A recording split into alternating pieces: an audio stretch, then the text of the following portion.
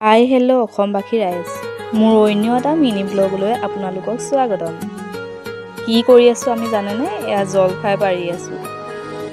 আমাৰ ঘৰত আছেহি এয়া ভণ্টিয়ে জলফাই পৰাত ব্যস্ত। ভণ্টি ৰাস চাবলৈ আহিছিলে। ৰাস চাই যিহেতু টোপনি ক্ষতি হৈছে, টেঙা খাই দিলে ভাল লাগিব নহয় জানো।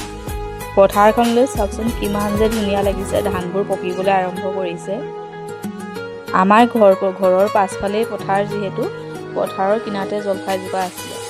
তাৰপাছত এয়া ভণ্টিয়ে আহি ধুই মেলি কুটিবলৈ লাগি গ'ল।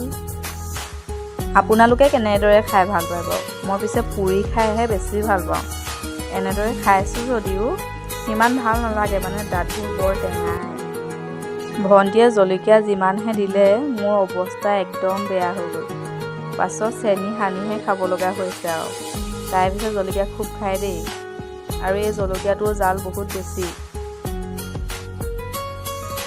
পিছে আপোনালোকে ৰাস চাবলৈ গ'লনে? আমি পিছে আমাৰ ঘৰৰ ওচৰতে চালোগৈ দেই।